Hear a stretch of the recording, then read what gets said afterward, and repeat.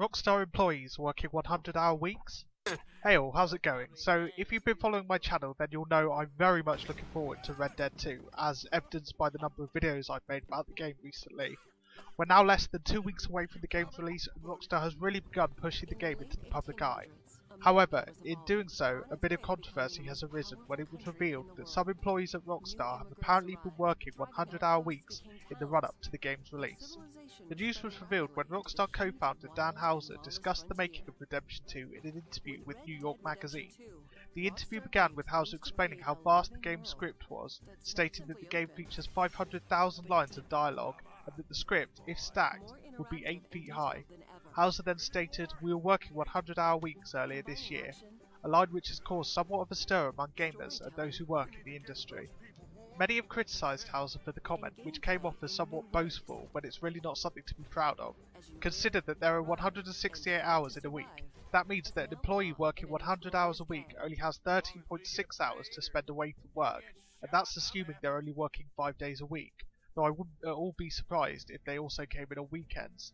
For reference, a person who works from 9 to 5 every weekday would work 40 hours a week, less than half of what Rockstar employees are apparently doing. The comment has received criticism from game journalists and gamers, with several notable figures speaking out. A former Rockstar developer named Daniel Wildman, who worked on Grand Theft Auto 5, described crunch time as, and I quote, "hell." When asked how long he worked during that period, he replied between 12 to 14 hours 6 days a week. He went on to say that the only way to fix the problem is from the top, and that the industry needs to move away from traditional release calendars and hype. Many news outlets reached out to Houser for comment, and he provided the following statement. "There seems to be some confusion arising from my interview with Harold Goldberg in New York Magazine.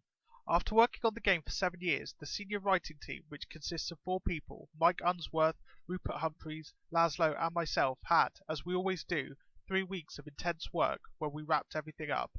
3 weeks, not years. We have all worked together for the last 12 years now and feel we need this to get everything finished. After so many years of getting things organised and ready on this project, we needed this to check and finalise everything. More importantly, we obviously don't expect anyone else to work this way. Across the whole company, we have some senior people who work very hard purely because they're passionate about a project or their particular work, and we believe that passion shows in the games we release. But that additional effort is a choice, and we don't ask or expect anyone to work anything like this.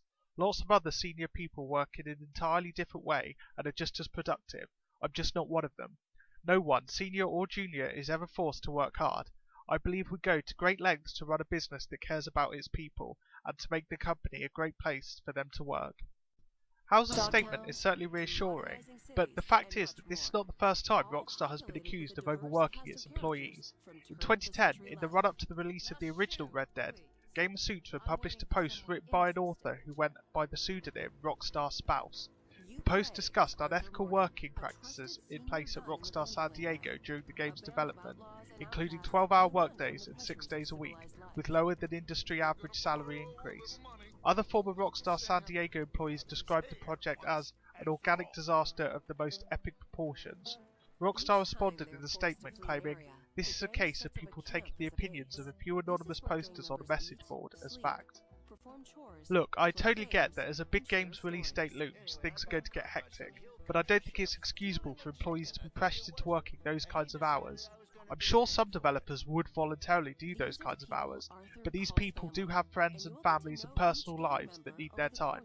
As much as I respect Rockstar and am looking forward to Red Dead 2, it saddens me to hear these accusations, and I hope that Houser was being sincere when he explained that his comments were taken out of context. Regardless of this particular incident, it's no secret that many developers in the industry have spoken out against unreasonable work hours.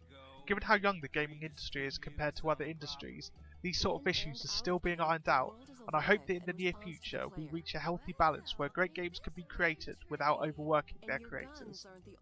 If you enjoyed this video, then please leave a comment, give it a like and share it with your friends. That really helps the channel to grow.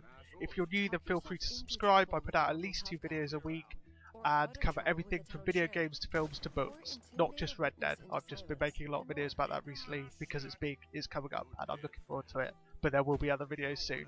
See you next time.